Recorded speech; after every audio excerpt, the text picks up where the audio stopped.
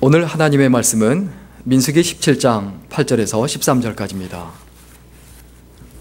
민수기 17장 8절부터 13절까지 한 절씩 교독하겠습니다. 제가 먼저 읽고 여러분이 한 절 읽고 한 절씩 교독하겠습니다. 제가 먼저 읽겠습니다. 이튿날 모세가 증거의 장막에 들어가 본즉 레위 집을 위하여 낸 아론의 지팡이에 움이 돋고 순이 나고 꽃이 피어서 살구 열매가 열렸더라.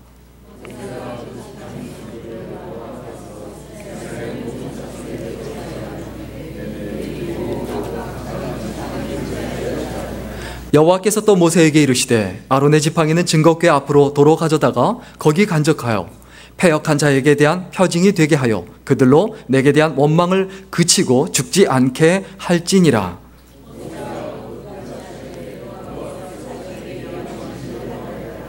이스라엘 자손이 모세에게 말하여 가로되 보소서 우리는 죽게 되었나이다. 망하게 되었나이다. 다 망하게 되었나이다.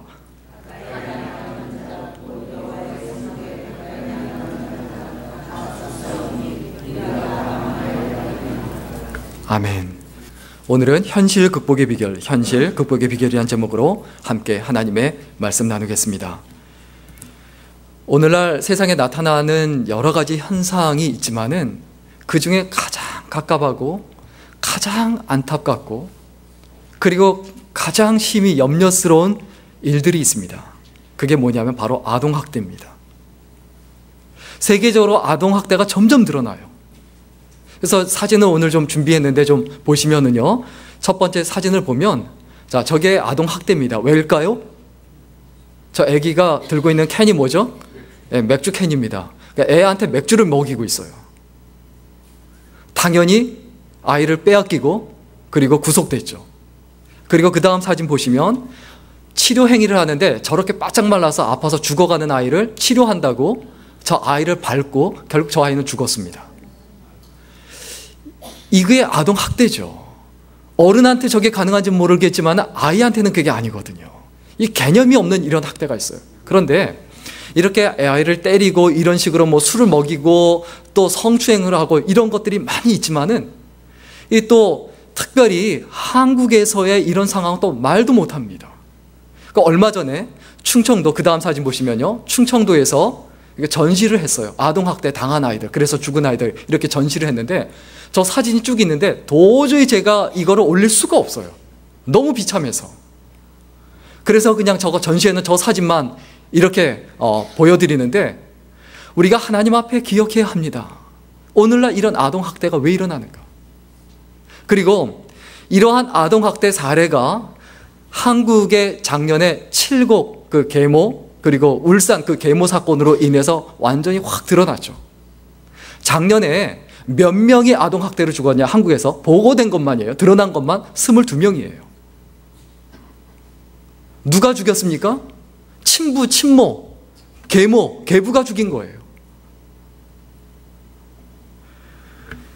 그런데 그 다음 사진 보시면 이 사진이 누구의 사진이냐면 칠곡 계모에 의해서 죽은 그 소원이의 그 시신의 사진 중에 일부인데 저게 눈 맞은 거 보시고 팔이 부러지고 저게 뭐 아이가 원래 통통했어요. 4살 때부터 이 계모에게 이 친엄마가 떠나고 이렇게 살기 시작을 했는데 통통했던 아이가 빼짝 마르고 팔은 부러져 있고 그냥 엉망이에요.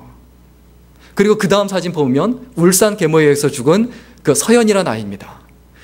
다른 데는 뭐 보여드리질 못하겠고 소풍을 보내달라고 부산으로 소풍을 보내달라는 그 말을 했다고 화가 나서 애를 때려서 24개 갈비뼈 중에 14개가 부러지고 그리고 뜨거운 물을 벗어 온몸에 저렇게 화상을 입고 그래서 물에다 집어넣어서 그래서 거기서 애가 죽은 것처럼 그래서 소방대원이 오니까 애를 살린다고 이미 죽은 애인데 인공호흡 하는 흉내 내고 있더라는 거예요.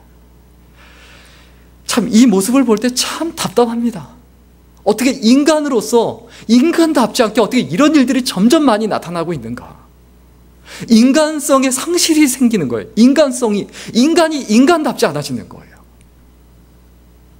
그런데 또 충격적인 거, 이 칠곡 계모 사건의 그 소원이라는 아이가 9살인데 그 언니가 12살인데 이 12살 언니도 자기도 구타를 당하고 계모한테 학대를 당했는데 자기 그 계모 편을 들더라는 거예요. 역성을 들어주고. 이게 왜 그런가 했더니 그런 것 중에 하나가 그런 것을 뭐라고 말하냐면 정신과에서 정신과 용어 중에 스톡홀름 증후군이란 말이 있습니다. 스톡홀름 증후군. 이 스톡홀름 증후군은 뭐냐면 아주 극한 상황에서는 강자의 논리에 의해서 약자가 동화되는 현상을 말합니다.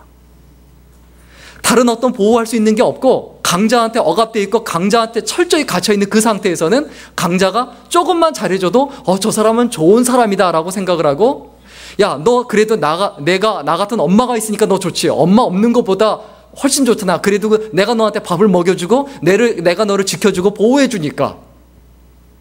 그 논리에 의해서 동화가 되는 거예요. 그래서 자기 엄마를 두둔한다는 거예요. 1973년에 스웨덴 그 스톡홀름에서 일어난 인질 강도 사건에서 나온 용어인데, 거기에서 인질들이 있어요. 그런데 오랜 시간 동안 인질범이 있고 인질들이 이렇게 잡아서 인질범이 인질을 잡아서 계속해서 경찰하고 대치를 하고 있는데, 그때 그 안에 계속 있으면서 인질들이 인질범에게 동화가 돼서 오히려 인질범 편을 들더라는 거예요. 이게 말이 되느냐?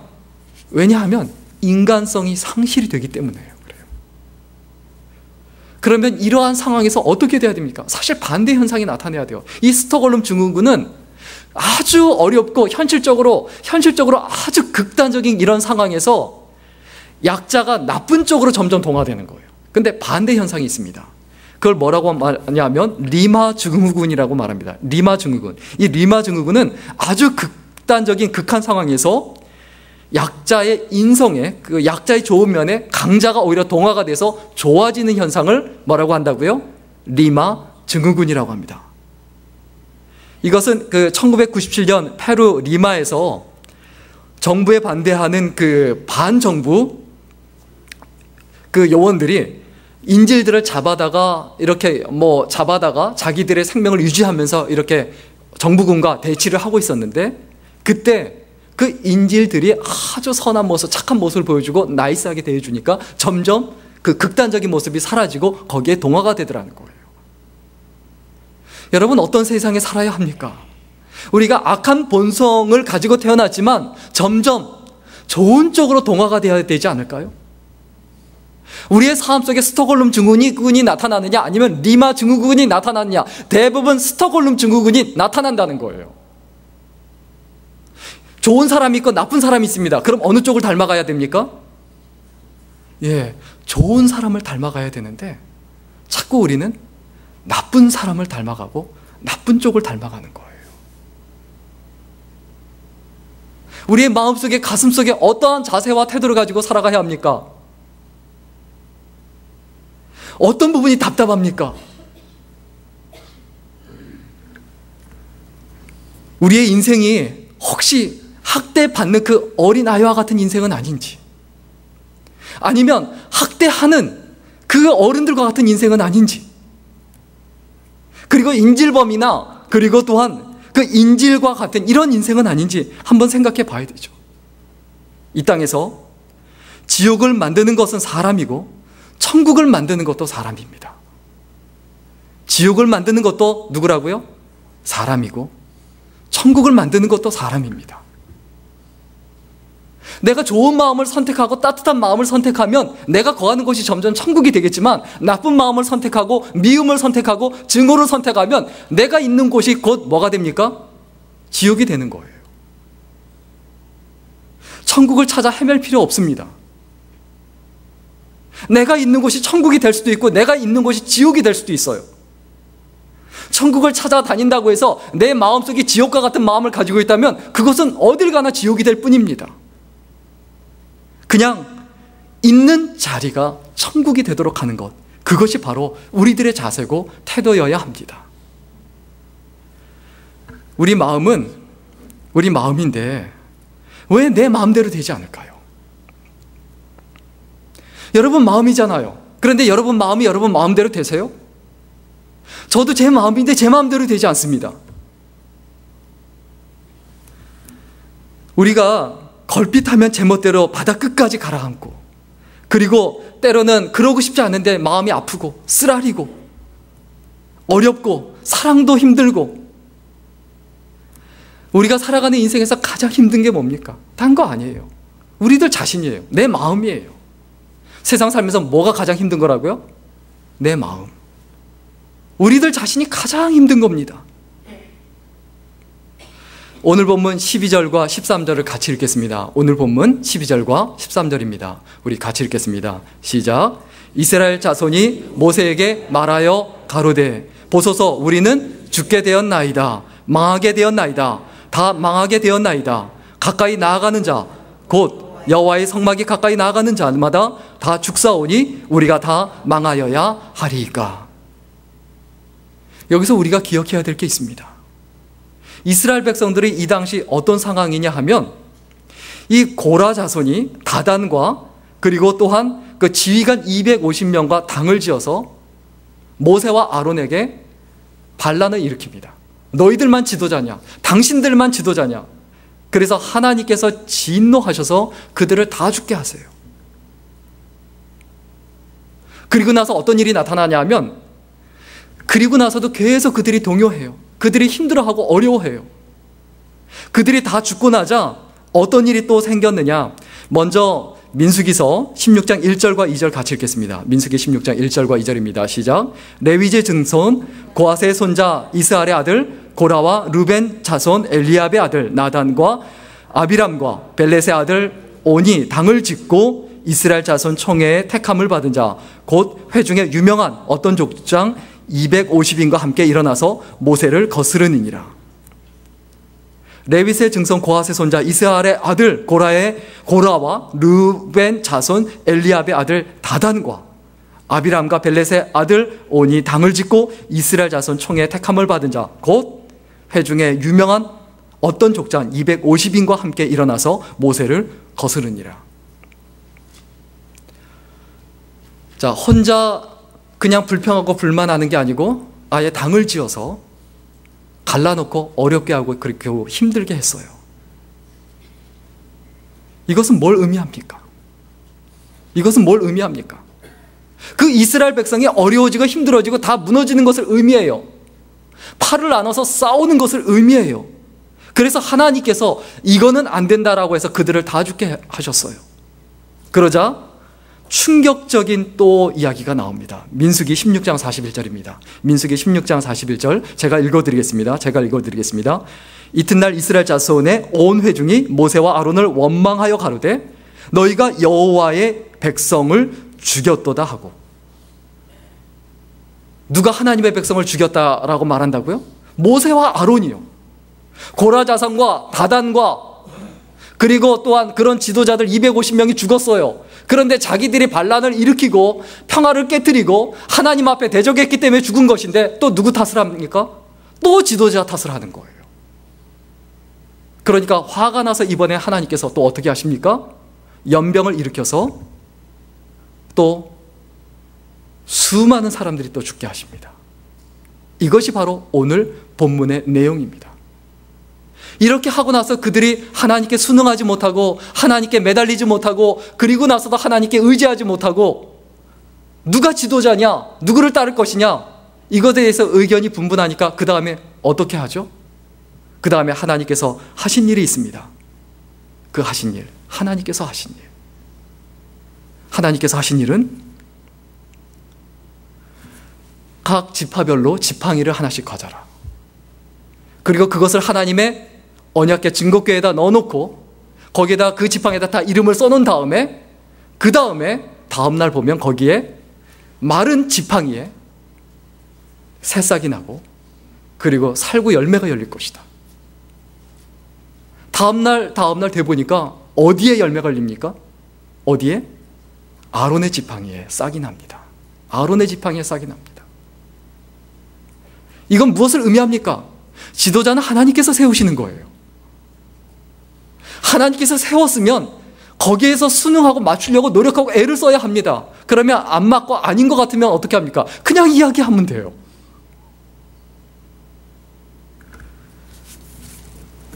사람이 살아가면서 오늘날 살아가는 그 현실의 문제가 왜 생깁니까? 아주 간단합니다. 사람 때문입니다. 더 정확하게 말하면 사람의 마음 때문이고 사람의 이익 때문이에요. 내 이익과 내 마음 때문에 현실을 어렵게 만듭니다.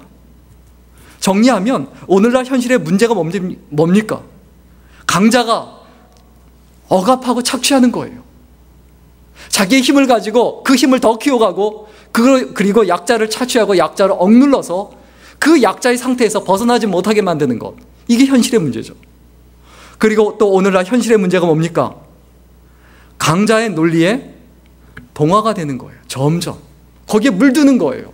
그래서 사람들이 어떻게 생각합니까? 나도 저 사람들처럼 강해져야지, 나도 저 사람들처럼 권력을 가져야지, 나도 저 사람들처럼 부자가 돼야 되지. 그래서 부자가 되지 않고는 살 수 없는 세상, 강자가 되지 않고는 살 수 없는 세상, 권력에 줄을 서지 않고는, 그리고 그 돈을 벌기 위해서 아부와 아첨과 비리를 저지르지 않고는 살 수 없는 그 세상을 만들어 간다는 거예요.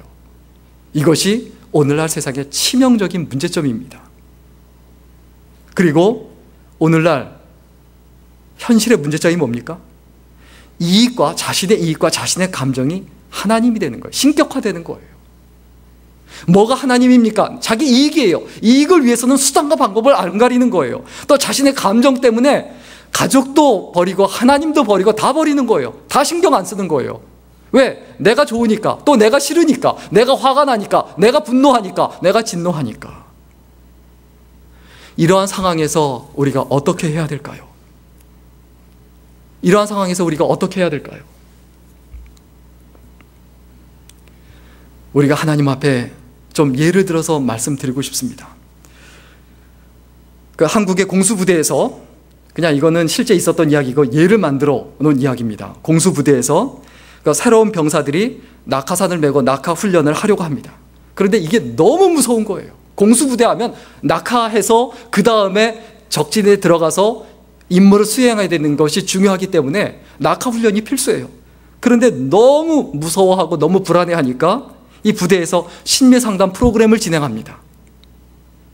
그리고 그것이 얼마나 즐겁고 재밌는지 오히려 낙하할 때 그 짜릿함도 있다. 이것도 상급자들에게 이야기해서 듣게 해줍니다. 그리고 낙하산이 최신식이고 굉장히 안전한 장비라는 것을 설명하고 알려줍니다. 그리고 하이파이브를 하고, 그리고 어깨를 두들겨주고, 야, 이거 할 수 있어, You can do it 하고 막 이야기합니다. 그리고 결정적으로 그 다음 사진을 보시면요, 그 다음 사진, 이제 병사들이 저렇게 훈련을 받는데요, 그 다음 사진 보시면 이게 어떤 사진이냐면, 한 번 뛰어내리면 저 마크를, 독수리 마크를 붙여주고, 그리고 뭐 몇 번 이상 뛰어내릴 때마다 이 마크가 바뀌어요. 그래서 1000번 이상 뛰어내리면 어떻게 합니까? 저 골드색에다가 뭐 별도 박혀 있고 위에 뭐 이런 것도 있고 저런 화려한 독수리 마크로 바꿔주고, 그걸 가슴에다 붙여주고, 그리고 모자에다 붙여줘요. 그래서 야, 이런 것도 붙여주고 승진도 하고 진급도 한다, 이렇게 얘기를 하니까 신나서 그래요? 그래서 막 힘이 나서 으쌰해서 그 다음에 다 평안한 마음을 가지고 낙하를 했습니다. 그런데 어떻게 됐을까요? 다 죽었습니다. 왜 그렇죠? 낙하 훈련은 전혀 시키지 않았기 때문에 그래요. 본질은 안 가르쳐 준 거예요. 교회에서 마찬가지입니다. 오늘날 교회에서 네가 예수 잘 믿으면, 당신이 예수 잘 믿으면 부자가 됩니다, 병도 낫습니다, 자녀도 잘 되고 주위에 있는 사람도 잘 됩니다, 마음에 평안해집니다, 여러 가지 다 이야기하고 여러 가지 프로그램을 진행합니다. 그러나 복음의 본질은 놓친다라고 하면 그것이 무슨 소용이 있고 무슨 의미가 있냐는 거예요. 뭐가 현실을 극복하게 합니까? 바로 본질이에요. 예수 믿는 사람으로서의 그 본질이 그 현실을 극복하게 합니다. 그 외에 나머지는 현실에 매이게 합니다. 우리가 이 땅에 사는 동안에 우리가 반드시 지켜야 되는 본질이 있습니다. 하나는 뭐냐면 구원의 진리예요. 복음이에요. 복음이란 게 뭡니까? 예수 그리스도께서 나를 위하여 죽고 부활하셨다. 그리고 내가 그것을 믿으면 하나님의 자녀가 되고 하나님의 백성이 된다라는 사실. 이게 복음이에요. 이게 구원의 진리예요. 이것을 놓치면 안 돼요. 그리고 이것을 전해야 돼요. 이것을 말해야 합니다. 우리는 모두 다 전도자입니다. 전도자가 전도를 안 하면 축구 선수가 축구를 안 하는 거고, 가수가 노래를 안 하는 거고, 탤런트가 연기를 안 하는 거죠. 그리고 또 우리가 지켜야 될 본질은 뭡니까? 예배자로서의 삶이에요. 내가 어느 자리에 있든 어느 순간에 있든 하나님께 영광 돌리기 위하여 행하는 모든 것은 다 예배입니다. 이 자리에 앉아서 예배 드리는 것만 예배가 아니라 내가 행하는 모든 삶이 하나님의 영광을 위한 것이라면 다 예배가 돼요. 예배자가 예배를 드리지 않는다. 본질이 없어진 거죠. 아버지가 아버지의 역할을 하지 않고 엄마가 엄마의 역할을 하지 않고 아내가 아내의 역할을 하지 않고 남편이 남편의 역할을 하지 않는 것과 똑같은 거죠. 본질이 현실을 극복하게 합니다. 오늘 성경 본문의 이스라엘 족장들은 대단히 똑똑하고 리더십도 있고 재능도 많은 사람들이었습니다. 그런데 그 재능을 가지고 어떻게 해야 합니까? 하나가 되는데 힘을 쓰고 애를 쓰고 그리고 복음을 전하고 하나님께 예배 드리는데 초점을 맞춰야 되는데 다른 것에 초점을 맞추고 힘을 썼다는 거예요. 어떤 자리에 희망이 있습니까? 하나님을 만나는 곳에 희망이 있습니다. 어떤 곳에 희망이 있다고요? 하나님을 만나는 곳에. 돈을 만나는 그 자리가 아니라, 명예를 만나는 자리가 아니라, 재미와 즐거움을 만나는 자리가 아니라 하나님을 만나는 자리에 희망이 있다. 우리가 이 땅에 사는 동안에 과연 내가 이 본질을 지키고 있는가? 이 사실을 분명히 기억하고 생각해 봐야 합니다. 그 다음에 한 가지 더, 현실을 극복하기 위한 비결은 뭐냐면 합심해야 합니다. 마음을 합쳐야 돼요. 본질에 목숨을 걸고 그 다음에 어떻게 해야 된다고요? 마음을 합쳐야 돼요. 합력해야 돼요. 마음을 합하지 않고 갈라져 있으면 그 다음부터 그곳에는, 그 공동체는 문제가 생기는 거예요. 가정도 마찬가지입니다. 부부가 합심하면, 이 미국이라는 사회는 어떻습니까? 부부만 합심하고 성실하게 일하면 다 잘 살 수 있는 곳이에요. 집도 사고 뭐 차도 사고 다 평안하게 잘 살 수 있는 곳인데, 이 부부가 힘을 합치지 못하면 그 다음은 계속 어려워져요. 계속 힘들어져요. 그것으로 인해서 자녀들도 어려워지고, 그것으로 인해서 그 가정이 어려워지니까 교회가 어려워지고, 교회가 어려워지니까 교회가 사회에서 재구실과 재기능을 못하게 되는 거죠. 성령의 하나 되게 하신 것을 힘써 지키라는 이 말씀을 절대로 잊어버리지 말아야 합니다. 합심하기 위한 두 가지 원리가 있습니다. 하나는 뭐냐 하면 동일한 목적을 가져야 합니다. 뭘 가져야 된다? 같은 목적. 왜 가정생활 합니까? 왜 교회생활 합니까? 목적이 다른 거예요. 그러니까 갈라지는 거예요. 그러니까 의견이 안 맞는 거예요. 이해가 안 되는 거예요. 양보가 안 되는 거예요. 목적이 다르니까. 그 다음에 합심해서 살아가기 위한, 협력하기 위한 두 번째 원리가 있습니다. 그게 뭐냐면 마음의 크기를 넓혀야 합니다. 우리 마음이 너무 좁아요. 내가 원하는 것에만 집착해요. 내가 바라는 것에만 집착해요. 또 반대로 내가 싫은 것에만 집착해요. 또 내가 좋은 것에만 집착해요. 어떤 사람이 있는데 그 사람이 10가지를 잘했는데 한 가지를 못했어요. 그래서 그 10가지, 잘한 거 10가지는 이야기 안 하고 못한 한 가지만 계속 이야기하고 물고 늘어집니다. 그래서 저 사람은 못 쓸 사람이고, 저 사람은 못 쓸 인간이고, 저 사람은 죽어 없어져야 되고, 이렇게 극단적인 표현까지 하면서 일을 갑니다. 얼마나 바보 같은 일입니까? 좋은 면을 보지 못하면 세상에서 좋은 사람은 아무도 없습니다. 좋은 면을 못 보니까. 그리고 어떤 경우 있습니까? 10가지, 20가지 나쁜 거 무지하게 많은데 자기 마음에 드는 거 딱 한 가지 있어요. 그거 하나 때문에 다 괜찮다는 거예요. 이것도 악입니다. 여자분들이 참 안타깝고 답답하고 청년 때 특히 그런 것들이 많아요. 왜 나쁜 남자를 좋아하세요? 이 나쁜 남자가 어떻습니까? 평소에 툴툴거리고 다 못하다가 하나, 스톡홀름 그 증후군처럼 하나 딱 잘해주면, 아, 우리 남편 너무 좋아. 나한테 구리 반지 하나 사줬어. 뭐 나한테 오늘 웬일인지 뭐 이렇게 평소에 그렇게 무뚝뚝하다가 차 문 한번 열어줬어. 그거 하나에 감동해서, 와, 우리 남편 너무 좋은 것 같아. 우리 남편 멋있지 않아? 참도 멋있습니다. 죄송합니다. 평소에 잘해야지. 그런데 남편이 평소에 잘하는 건 생각 안 하고 그냥 마음에 안 드는 거 하나만 탁 잡아갖고 그냥 안 돼. 내가 결혼 잘못했어. 내가 다시 태어나면 다시는 내가 저런 인간하고 결혼 안 해.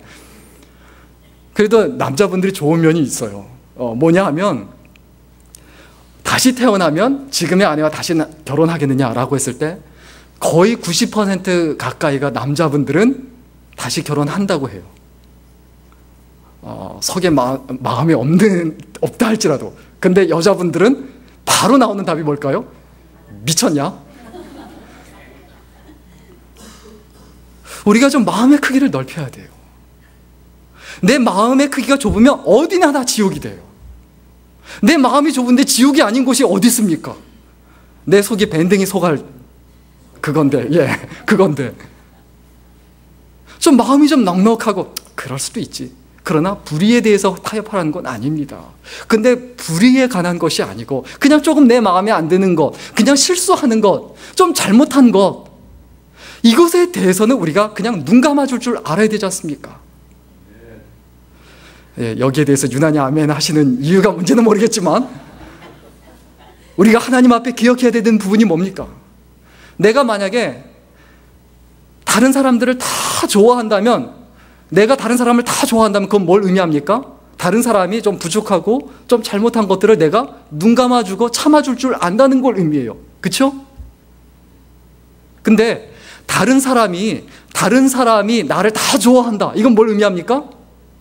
내가 다른 사람을 위해서 희생하고 양보하고 헌신해 줄 줄 안다는 걸 의미해요. 세상에 공짜로 되는 게 어디 있습니까? 저 사람 좋은 남편이야 라는 평가를 듣는다면 그건 무엇을 의미할까요? 겉보기엔 우아하지만 속에서는 죽도록 고생하고 있다는 걸 의미할 수 있죠. 가정에서는. 죄송합니다. 우리 마음의 크기를 넓혀야 돼요. 삶에서 만나는 누구도 비난할 필요가 없습니다. 왜냐하면 좋은 사람 만나면 그 좋은 사람은 우리한테 뭘 줄까요? 행복을 줄 겁니다. 그렇죠? 나쁜 사람을 만나면 그 나쁜 사람은 우리한테 좋은 그 필요한 경험을 줄 거예요. 그리고 최악의 경우 그 사람은 우리들한테 교훈을 줄 것이고 최선의 경우 우리들한테 추억을 줄 겁니다. 오늘 만나는 사람이 어떤 사람이든 간에 우리는 그 사람을 통해서 한층 더 성숙하고 그리고 성장하는 사람이 되려고 노력해야 합니다. 상대방에 대해서 불평함으로 시간을 버리고 낭비하고 속상하고 스트레스 받기보다는 모든 인간관계를 통해서 배움의 즐거움을 느끼시기를 주의 이름으로 간절히 축원합니다. 멜텔이라는 선교사가 이런 말을 했습니다. 하나님은 욕망에 응답하시지 않고 필요에 응답하신다. 자신의 욕망 때문에 막 싸우는 것, 그곳에 하나님의 역사가 나타나지 않아요. 그런데 한 마음 한 뜻이 되어서 하나님을 바라보고 사명을 바라보고 있는 그 공동체엔 하나님께서 반드시 역사하십니다. 하나님께서 역사하시는 가정이 되어야 합니다. 하나님께서 역사하시는 교회가 되어야 합니다. 오늘 말씀 결론 내리고 마치겠습니다. 희망을 품은 사람은 다른 누군가에게 희망이 됩니다. 희망을 품은 사람은 다른 누군가에게 뭐가 된다고요? 희망이 됩니다. 그러나 상처를 품은 사람은 다른 누군가에게 뭐가 될까요? 상처가 됩니다. 환경과 상관없이 태양은 늘 태양이에요. 날이 흐리든 어둡든 상관없어요. 태양은 항상 태양이에요. 달은 항상 달이에요. 마찬가지입니다. 우리도 다른 사람들에게 어떤 존재가 되어야 합니까? 항상 다른 사람들에게 희망이 되어주고 항상 다른 사람들에게 좋은 사람이 되려고 노력하고 애를 쓰는 것, 우리가 우리들의 삶에, 이것이 우리들의 삶의 기본 자세요 태도이어야 되지 않을까요? 한 번밖에 없는 인생 어떻게 살 것인가 다시 한번 분명하게 깨닫고 오늘날 현실에 매여서 흔들리며 치우치며 사는 것이 아니라 믿음으로 현실을 정복하고 다스리며 이끌고 살아가는 귀한 인생이 될 수 있기를 간절히 축원합니다. 기도하겠습니다. 살아계신 하나님, 이 시간 저희들 이 땅에 사는 동안에 이 어려운 시대에 어떻게 살아가야 할지 생각해 보았습니다. 본질에 생명을 걸고 목숨을 걸게 하시고 한마음 한뜻이 되어서 우리의 삶을 통해서 하나님의 역사가 나타나고 하나님의 도우심이 나타나는 은혜가 있게 하여 주옵소서. 감사드리며 예수님의 이름으로 기도드렸습니다. 아멘.